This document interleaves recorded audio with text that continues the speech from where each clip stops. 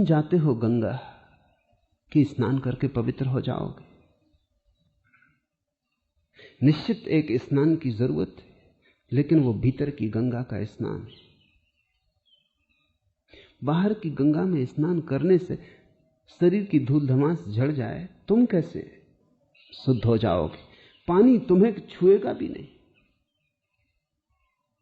स्पर्श भी ना होगा। अलग अलग आयाम हैं, दोनों एक दूसरे को छूते भी नहीं। लेकिन आदमी बचना चाहता है अपने को बदलने से। ये थोड़ा समझ लें, अपने को बदलने से बचना चाहता है, और ये अहंकार भी बचाए रखना चाहता है कि हम अपने को बदलने की कोशिश कर रहे हैं। इसी से सारा उपद्रव पैदा हुआ है। ठीक है, नहीं बदलना हो मत बदलो, कोई हर्जा नहीं, लेकिन तब बेचैनी होती कि हम बिना बदले जी रहे, हम ऐसी क्षुद्र जीवन जी रहे, हम ये कोड़ी कंकड़ में लगे कि हम ये बाजार में ही अपना जीवन गंवा रहे हैं। ये भी अहंकार को तृप्ति नहीं मालूम पड़ती। अहंकार कहता है इतना नहीं, कुछ और करो, कुछ बड़ा करके दिखाओ, ये सब तो यहीं पड़ा रह जाएगा, तो कुछ धर्म पुण्य भी करो। तो तुम समझौता कर लेते हो, क्योंकि धर्म पुण्य तो कठिन मामला है, उसमें तो तुम्हें पूरा जीवन बदलना पड़ेगा। तो तुम कहते हो कोई सस्ती तरकीब, तो तरकीब यह है कि तुम तीर्थ कराओ, एक 4 दिन की छुट्टी निकाल लो। ध्यान रहे, धर्म को कोई भी संसार में से छुट्टी निकाल के नहीं कर सकता। धर्म तो जब होता है तब तुम्हारे 24 घंटे धर्म में बहने लगते। धर्म कुछ ऐसा नहीं कि 15 मिनट कर लिया और बाकी फिर पौने 24 घंटे मजे से अधर्म किया। खंड खंड नहीं हो सकता। धर्म तो सांस की तरह है, जब तक 24 घंटे ना चले तब तक उसका कोई सार नहीं है। तो तुम गए तीर्थ, 2 दिन भजन कीर्तन भी रस लिया, थोड़ा दान पुण्य किया, फिर घर आके उसी पुरानी दुनिया में संलग्न हो गए और जोर से, क्योंकि वो 4 दिन जो नुकसान हुआ है वो भी पूरा तो करना ही पड़ेगा। तो अगर जेब 1 काटते थे तो 2 काटने लगे, और फिर अगले दफा फिर जाना है तीर्थ यात्रा पर, तो उसके लिए भी तो पैसा इकट्ठा करना पड़ेगा। मंदिर हो आते हो, ऐसा लगता है जैसे तुम परमात्मा पे कुछ एहसान कर रहे हो, क्योंकि मंदिर से जब तुम लौटते हो तो बड़े अकड़ के लौटते हो, फिर कराए एहसान। और कुछ विनम्र नहीं होते मंदिर जाने से, तीर्थ से लौट के विनम्र नहीं होते। जो आदमी हज हो आता है वो हाजी हो जाता है, उसकी अकड़ देखो।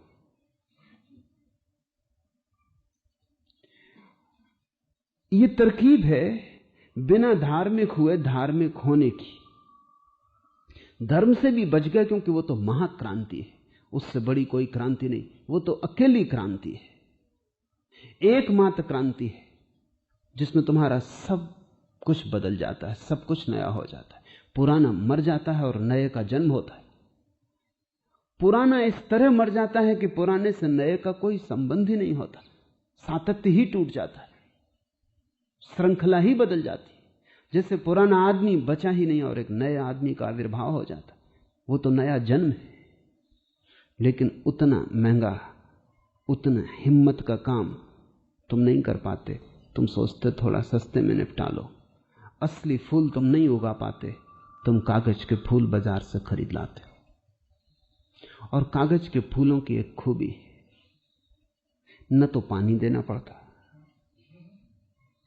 न उनकी चिंता करनी पड़ती, क्योंकि जानवर भी उन्हें नहीं खाते। वो तुम जैसे ना समझ नहीं कि कागज का फूल और जानवर खाए, कभी इस भूल में नहीं पड़ेगा। सिर्फ आदमी ही ऐसी भूलें करता है। और फिर कागज का फूल सुबह जन्मता है, सांझ को मरता है, ऐसा भी नहीं, सनातन मालूम होता है, रखा है रखा है रखा है। एक दफा ले आए, सदा के लिए हो गया। जीवन तो प्रतिपल नया करना होता है। जीवन पत्थरों की तरह नहीं है, फूलों की तरह है। और धार्मिक जीवन तो प्रतिपल नया उगता हुआ फूल है। धार्मिक जीवन तो प्रतिपल अतीत की मृत्यु है और वर्तमान का जन्म है। वहां तो हर चीज ताजी है। वो जरा कठिन मालूम पड़ता है, और इतना ज्यादा मालूम पड़ता है कि इतनी प्यास ही नहीं है। तो लोग कहते हैं फूल चाहिए तो घर में तुम कागज के फूल रख लेते हो, और अब तो प्लास्टिक के फूल उपलब्ध हैं। कागज के फूल में भी खतरा था, कभी आग लग जाए, कभी ये हो जाए। अब प्लास्टिक के फूल हैं और भी खतरा कम है, बड़ी सुरक्षा है। ऐसे ही तुम एक झूठे भगवान को मंदिर बना के घर में रख लेते हो, एक मूर्ति को निर्मित कर लेते हो। उससे तुम्हारा कुछ नहीं बिगड़ता, तुम जैसे हो वैसे ही रहते हो। न केवल उतने बल्कि उस मूर्ति से तुम जैसे हो अपने को और मजबूत कर लेते हो कि अब तुम धार्मिक भी हो गए। तुम्हारा धर्म आत्मवंचना है। पृथ्वी पर जो इतने मंदिर मस्जिद दिखाई पड़ते हैं वो तुम्हारे धोखे का विस्तार है। जिस दिन तुम्हें यह दिखाई पड़ेगा उस दिन तुम्हारी आंख भीतर लौटनी शुरू होगी। उस दिन तुम असली मंदिर खोजोगे। वो मंदिर तुम हो। इसलिए कबीर कहते हैं, मोको कहां ढूंढे बंदे, मैं तो तेरे पास में। ना मैं बकरी, ना मैं भेड़ी, ना मैं छुरी गंडास में, नहीं खाल में, नहीं पौंछ में, ना हड्डी ना मांस में। ना मैं देवल, ना मैं मस्जिद, ना कावे कैलाश में। न तो मैं देवल में हूं, न मस्जिद में हूं, न काबे में हूं, न कैलाश में हूं। परमात्मा तुम्हारे भीतर, तुम परमात्मा हो। तुम्हारा होना ही परमात्मा का होना है। तुम परमात्मा का एक रूप हो, तुम परमात्मा की एक लहर, एक तरंग हो, तुम परमात्मा की एक भावदशा हो, तुम परमात्मा का एक संगठन हो, तुम एक इकाई हो। वो होगा सूरज तो तुम एक छोटे दिए हो, लेकिन आग वही है। वो होगा विराट, वो होगा महासागर, तुम एक बूंद हो, लेकिन एक बूंद में पूरा सागर छिपा है। और एक बूंद को कोई पूरा जान ले तो पूरे सागर को जान लिया, कुछ और जानने को बचता नहीं, क्योंकि एक बूंद में सब सूक्ष्म रूप से पूरा सागर मौजूद है। पिंड में ब्रह्मांड मौजूद है, आत्मा में परमात्मा मौजूद है, व्यक्ति में समष्टि मौजूद है। ना तो कोनो क्रियाकर्म में, नहीं जोग बैराग में, खोजी होए तो तुरते मिली हूं पल भर की तलाश में। ना तो कोनो क्रियाकर्म में, होना है परमात्मा का स्वभाव। क्रियाकर्म तो ऊपर ऊपर है। तुम मंदिर में बैठ के पूजा कर रहे हो, घंटी बजा रहे हो, घंटी बजती रहेगी। तुम दिया लेके आरती उतार रहे हो, आरती उतर जाएगी, लेकिन इससे तुम्हारे होने में क्या फर्क पड़ने वाला है? तुम तो तुम ही रहोगे। और क्रिया से परमात्मा का क्या संबंध है? तुम सारी क्रियाएं छोड़ दो तो भी तो तुम्हारे भीतर जीवन रहेगा। तुम बिल्कुल आंख बंद करके पड़ जाओ, कुछ भी ना करो, तो भी तो तुम हो।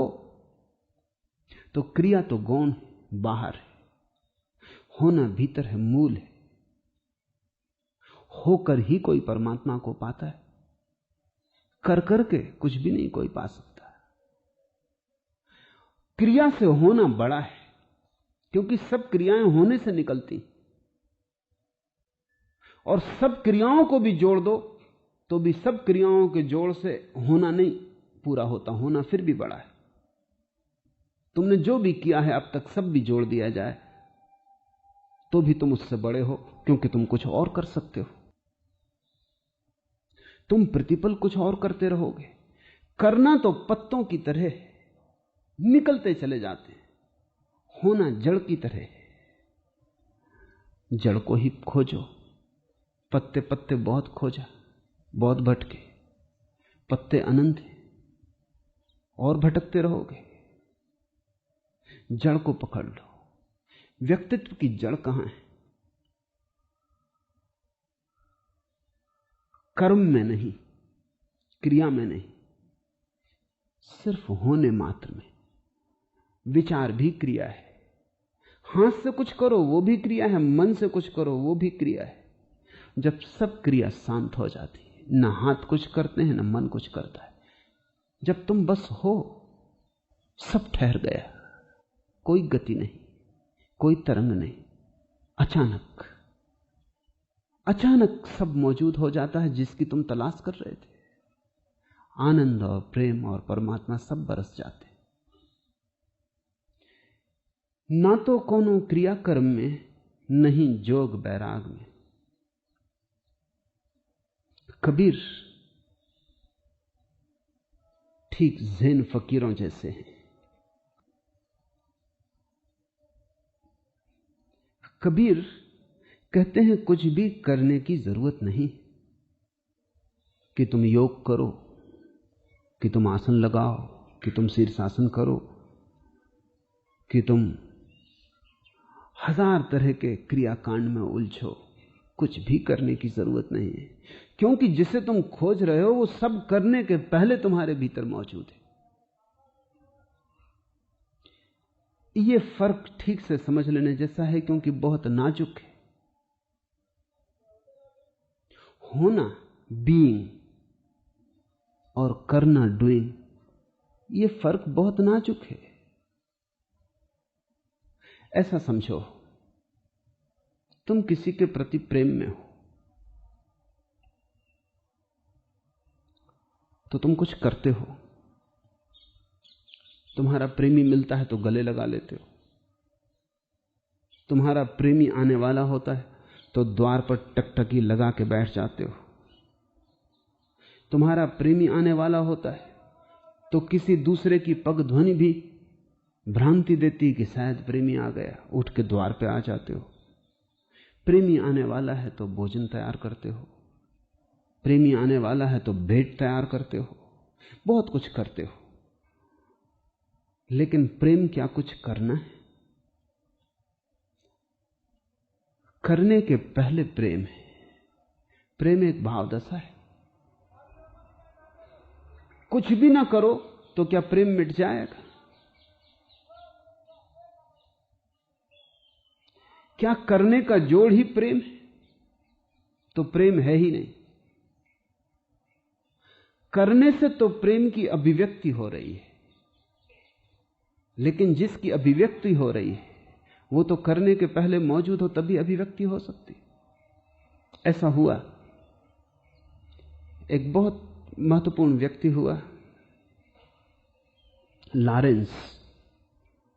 वो था तो अंग्रेज, लेकिन जिंदगी भर रहा अरबों के साथ रेगिस्तान में।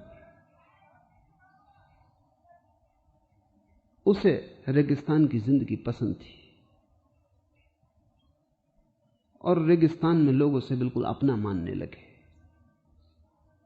पेरिस में एक बड़ी प्रदर्शनी थी और अरबों के एक दल को लेकर वो पेरिस प्रदर्शनी दिखाने ले गया। कोई 12 अरब उसके साथ गए। वो पहली दफा रेगिस्तान के बाहर निकले। एक बड़ी शानदार होटल में उसने उन्हें ठहराया। उसकी बड़ी प्रतिष्ठा थी उस व्यक्ति की। लेकिन वो बड़ा चकित हुआ कि वो जो अरब थे किसी चीज में रस न ले, न तो वो प्रदर्शनी देखने में रस ले। वो जल्दी जल्दी वापस होटल चलना है और जैसे होटल में पहुंचे फौरन बाथरूम में घुस जाएं। वो बड़ा हैरान हुआ कि मामला क्या है। उनको सबसे चमत्कारी जो चीज लगे वो लगे नल। रेगिस्तान में रहने वाले लोग पानी के लिए तड़फे, बस वो जल्दी से टोंटी खोल के या तो सावर के नीचे खड़े हो जाएं या पानी, और उसको देखने में भी उनको बहुत रस आए। बड़ी बड़ी चीजें थी प्रदर्शनी में, सारी दुनिया की प्रदर्शनी थी, मगर उन्हें किसी चीज में रस न था। उन्हें नल की टोंटी में रस था। फिर जिस दिन वो जाने को थे, कार आके खड़ी हो गई, सामान लद गया और अरब सब नदारत। ट्रेन चूकने की नौबत आ गई तो वो भागा ऊपर आया कि भाई क्या कर रहे हो? वो सब टोंटियां खोल रहे थे साथ ले जाने को। उसने उन्हें समझाया कि ना समझो, टोंटियों से कुछ ना होगा, टोंटी तो तुम ले जाओगे, लेकिन भीतर जल का स्रोत चाहिए। टोंटी से जल नहीं आ रहा है, टोंटी से सिर्फ निकल रहा है, आ तो बहुत भीतर से रहा है। तुम्हारे सारे कृत्य प्रेम में तुम जो करते हो टोंटियों जैसे हैं। तुम किसी को गला लगा ले तो वो टोंटी है, उससे जल गिरेगा, लेकिन भीतर जल चाहिए तो ही गिरेगा। भीतर ना हो तो तुम गले से लगा लोगे, हड्डियां से हड्डियां मिल जाएंगी, चमड़ी चमड़ी को छुएगी, लेकिन प्रेम का कोई भी आदान प्रदान ना होगा। प्रेम की लपट एक हृदय से दूसरे हृदय में न जाएगी। टोंटी तुम खोल के बैठे रहोगे, जल की एक बूंद न टपकेगी। होना पहले है, करना अभिव्यक्ति है।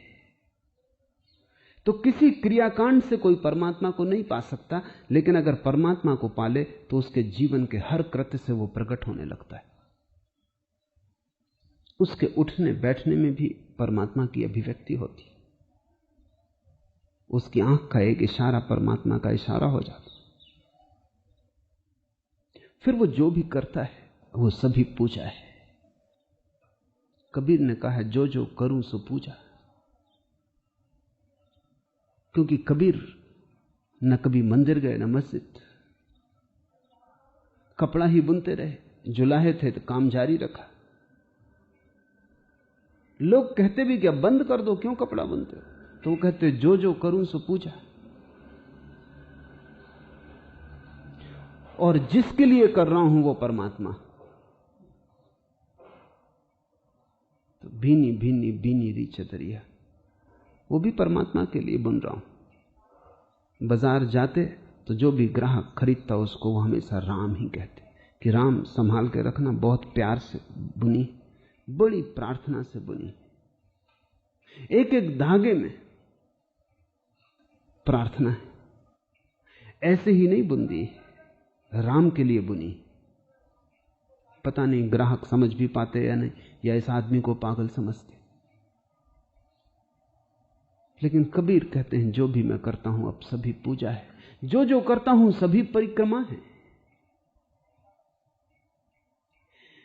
कृत्य से कोई परमात्मा को नहीं पाता, परमात्मा को पाले तो सभी कृत्य धार्मिक हो जाते। सभी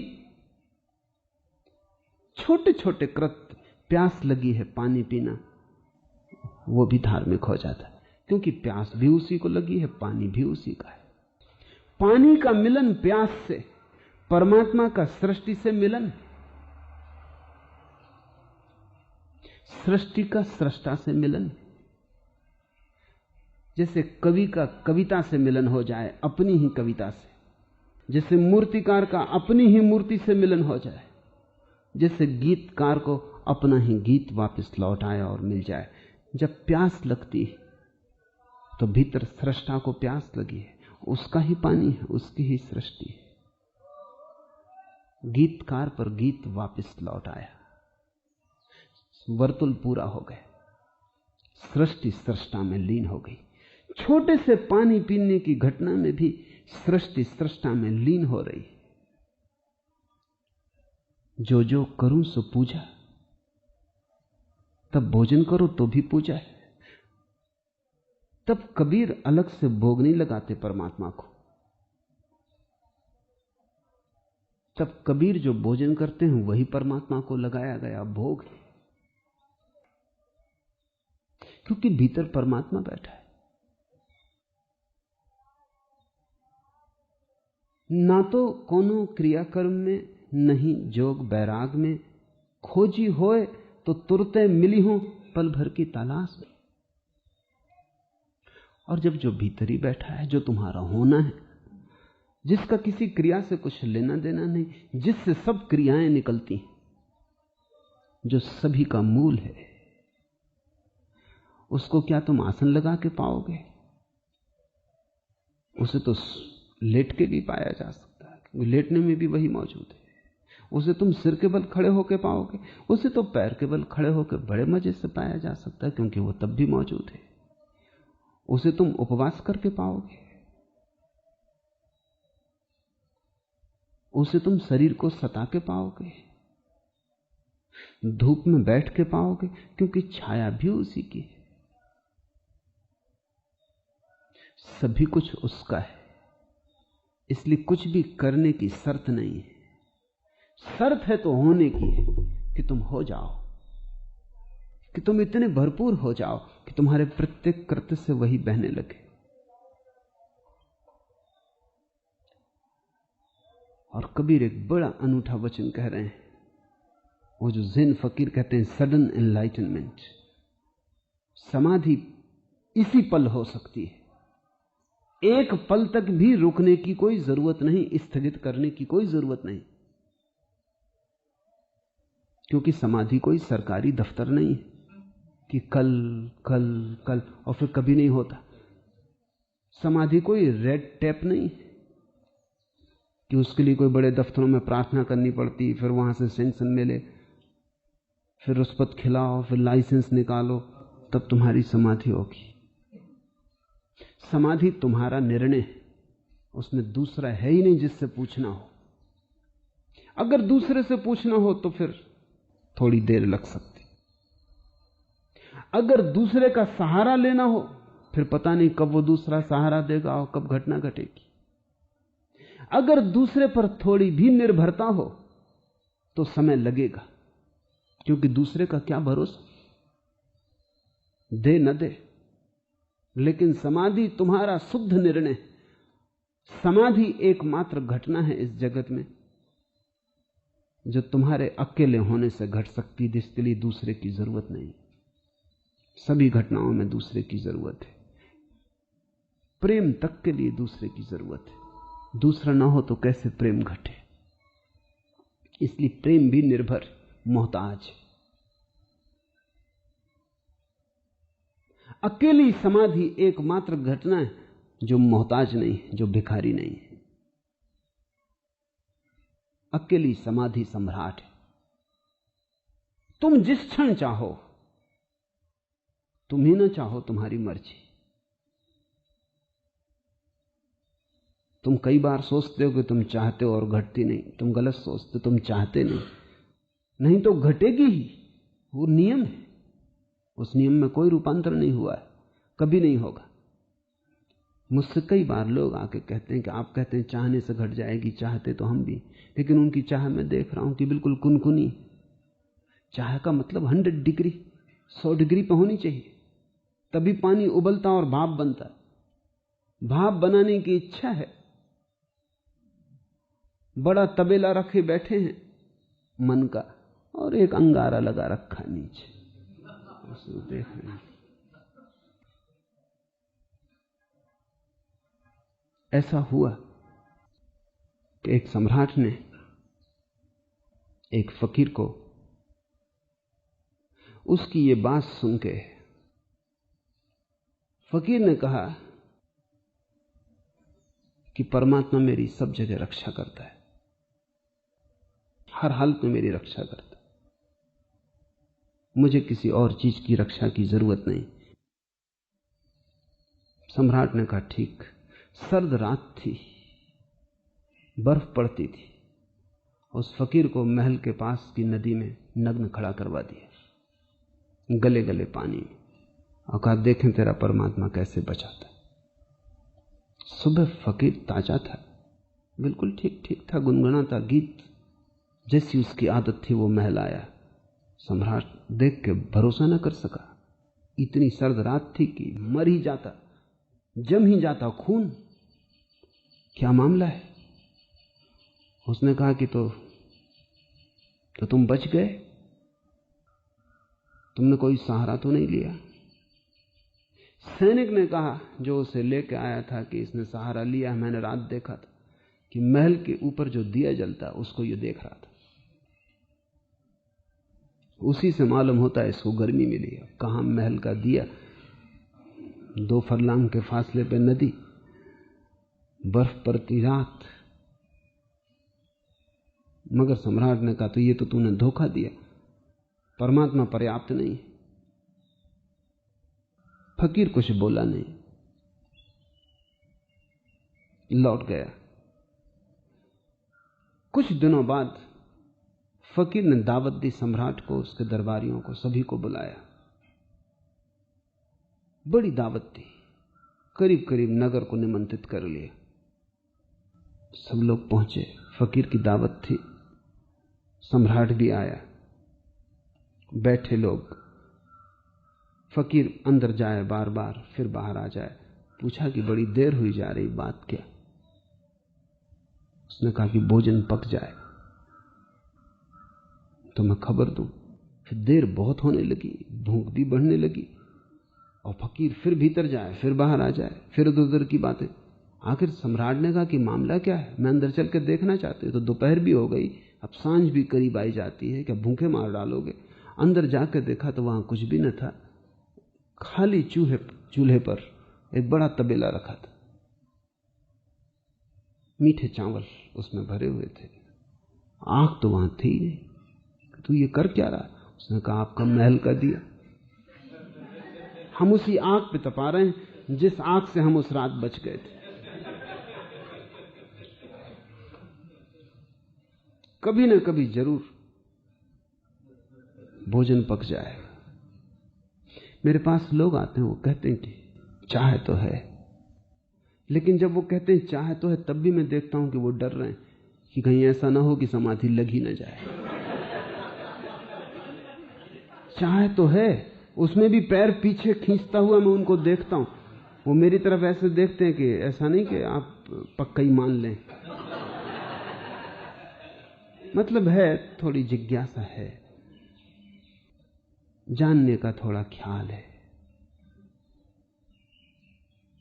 चाह जब पूरी होती, जब चाह समग्र होती, जब तुम्हारे प्राण में सिर्फ चाह ही चाह होती, जब तुम्हारे रोए रोए से एक ही पुकार उठती परमात्मा को पाने की, तब कबीर ठीक कहते हैं, खोजी होए तो तुरते मिली। जितनी गहन चाह उतनी ही परमात्मा और तुम्हारे बीच की दूरी कम हो जाती। अगर चाह परिपूर्ण है, दूरी समाप्त हो गई। चाह का ही सवाल है। श्री अरविंद ने उस तरह की चाह के लिए एक नए शब्द का प्रयोग किया है, वो ठीक है। उसे वो कहते हैं अभीप्सा। आकांक्षा नहीं, अभिलाषा नहीं, अभीप्सा। अभीप्सा के शब्द में बल है। उसका अर्थ है ऐसी कि पूरा जीवन दांव पर लगा है, कि कुछ बचाने का सवाल नहीं है, संदेह रत्ती भर नहीं। तब उसी पल घट जाती है घटना। देर लग रही है क्योंकि देर तुम लगा रहे हो। देर लग रही क्योंकि तुम चाहते हो कि देर लगे। अभी कहीं कहीं संसार में रस बाकी है। सोचते हो एक दिन और गुजर जाए, समाधि न लगे, तो ये जो सौदा किया है ये निपट जाए। कि ये जो नया नया प्रेम हो गया है किसी स्त्री से, इससे तृप्ति हो जाए, जरा और देर समाधि ना लगे। देखना अपने मन में गौर से, तुम इसी क्षण समाधि चाहते हो? कुछ राग रंग बचा नहीं, सब तरफ से तुम भर गए हो संसार से, कोई और चाह नहीं बची। जब सभी चाहें, जैसे सभी नदियां सागर में गिर जाती, जब सभी चाहें एक चाह में गिर जाती, उसी क्षण परमात्मा मिला ही हुआ था। बस तुम जाग जाते हो, नींद टूट जाती, सपना मिट जाता। सपने तक से जागने में आदमी डरता है। अगर सपना अच्छा चल रहा हो और बुरा भी चल रहा हो तो आशा तो बनी रहती कि आज बुरा चल रहा है, आज जरा धंधा ठीक नहीं चल रहा, कल चलेगा, कौन जाने कल सब ठीक हो जाए। मुल्ला नसरुद्दीन ने एक रात सपना देखा। सपने में देखा कि कोई एक देवदूत कह रहा है कि 99 रुपए ले लो।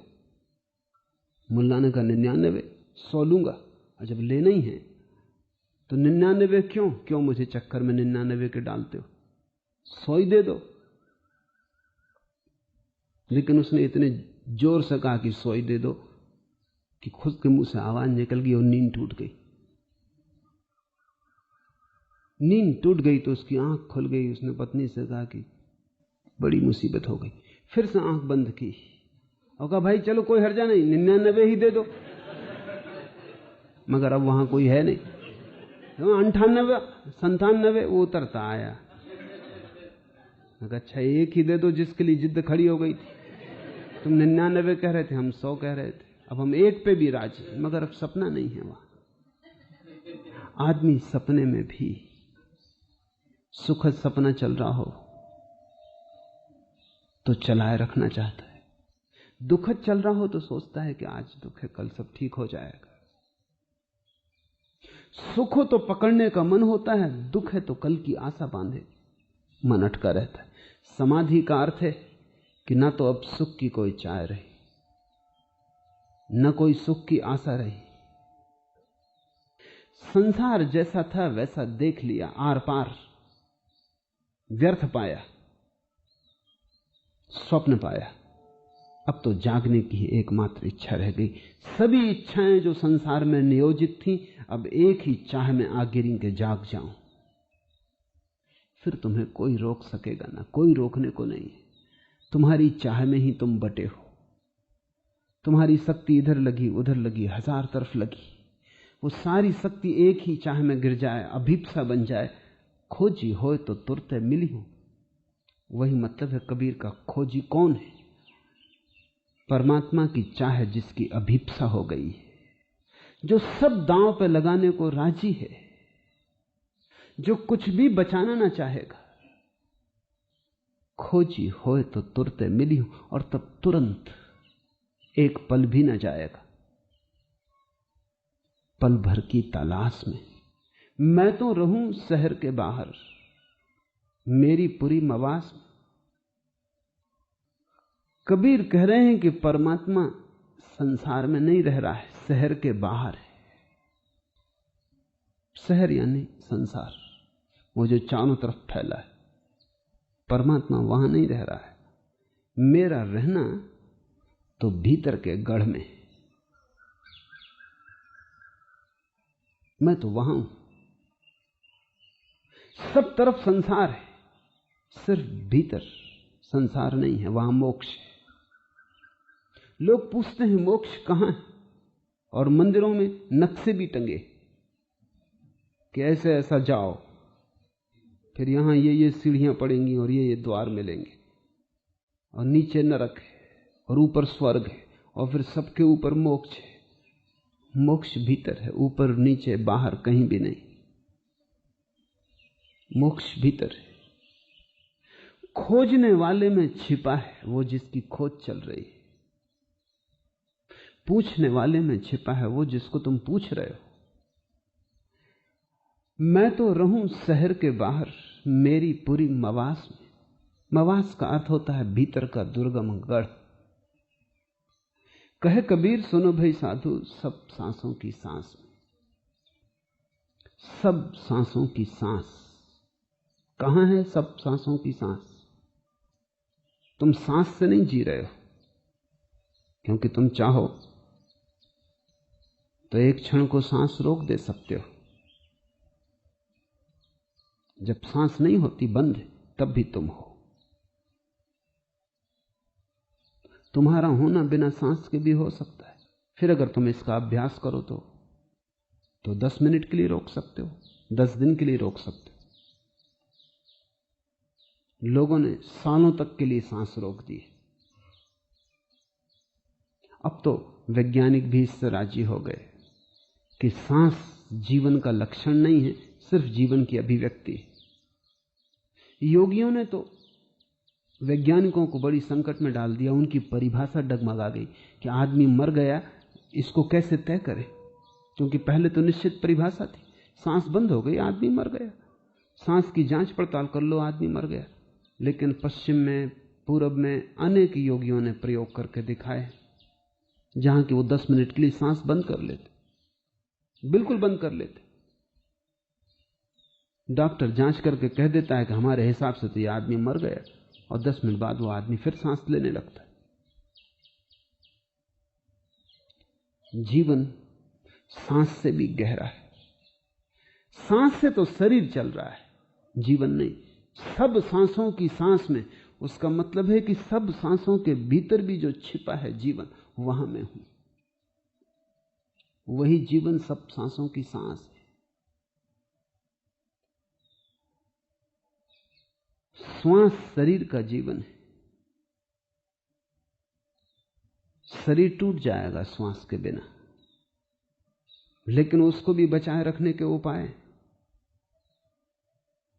रणजीत सिंह ने एक सन्यासी को, नाम था हरिदास, 1 वर्ष के लिए जमीन के अंदर सुला दिया। 1 वर्ष के बाद वो आदमी वापस खोल लिया गया। शरीर पीला पड़ गया था, शरीर दुर्बल हो गया था, लेकिन वो पूरी तरह जीवित था। इजिप्त में एक आदमी को 1880 में एक फकीर को जमीन में दफनाया गया जिंदा, और उसने कहा 40 साल बाद मुझे निकालना। जिनने दफनाया था वो सब मर गए। 40 साल एक आदमी ना बचा, गवाह है जो मौजूद था दफनाते वक्त। लोग धीरे धीरे भूल ही गए। 40 साल इतना लंबा वक्त है। संयोग की बात थी कि एक आदमी को लाइब्रेरी में पढ़ते पढ़ते एक पुरानी किताब मिल गई और उसमें इसका उल्लेख था, तो उसने इंतजाम करवाया। 1920 में वो कब्र खोदी गई, वो आदमी जिंदा बाहर आया और 3 साल तक जिंदा रहा बाद में भी। श्वास शरीर का हिस्सा है। कबीर कहते हैं सब सांसों की सांस में, और परमात्मा को अगर खोजना है तो तुम्हें वहां खोजना होगा जहां श्वास भी निष्पन्द हो जाती, विचार भी बंद हो जाते, श्वास भी निष्पन्द हो जाती, सब गति शून्य हो जाती, सब क्रिया लीन हो जाती, सिर्फ होना मात्र बचता है। सिर्फ तुम होते हो शुद्ध, एक शांत झील की भांति जिस पे एक भी लहर नहीं, एक शुद्ध दर्पण की भांति जिस पे एक भी प्रतिबिंब नहीं, एक गहन सन्नाटा जिसमें सन्नाटे की भी आवाज नहीं। वहां सब सांसों की सांस में छिपा है। जिस दिन अभीप्सा होगी उसी दिन द्वार खुल जाएंगे। जिस दिन तुम पुकारोगे पूरे प्राण से उसी दिन द्वार खुल जाएंगे। जीसस ने कहा है खटखटाओ और द्वार खुल जाएंगे।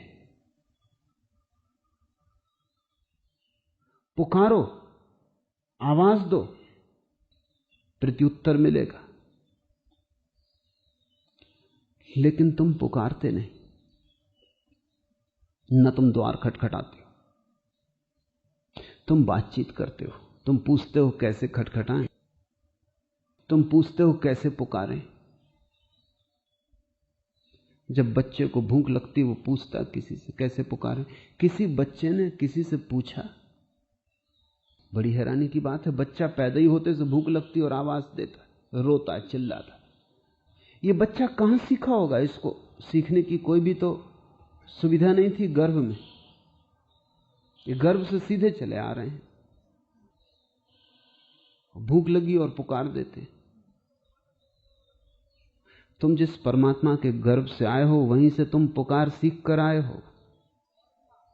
जिस दिन तुम्हारी अभीप्सा होगी उसी दिन पुकार उठ जाएगी। एक गहन आवाज तुम्हारे भीतर से उठेगी। उस गहन आवाज में कोई भाषा ना होगी, क्योंकि भाषा तो सब सीखी हुई है। वो गहन आवाज का तुम एक ही अनुमान कर सकते हो, बच्चे के रुदन से जब वो भूखा है तब तुम रो उठोगे। तुम्हारा रोआ रोआ उस रोने में सम्मिलित हो जाएगा। तब तुम कुछ कहोगे नहीं, तुम्हारा पूरा होना ही तुम्हारा कहना होगा। सूफी फकीर कहते हैं कि मत पूछो प्रार्थना कैसे करें, क्योंकि अगर किसी ने बता दिया तो तुम सदा के लिए भटक जाओगे। मत पूछो कि प्रार्थना कैसी करें। वे कहते हैं कि एक भिखारी एक सम्राट के द्वार पर खड़ा था। सम्राट ने उसे देखा और लाके धन संपत्ति से उसकी झोली भर दी। उसने कुछ कहा नहीं और देखने वाले चकित हुए। उन्होंने उस भिखारी को जब सम्राट वापस चला गया भीतर महल के, पूछा।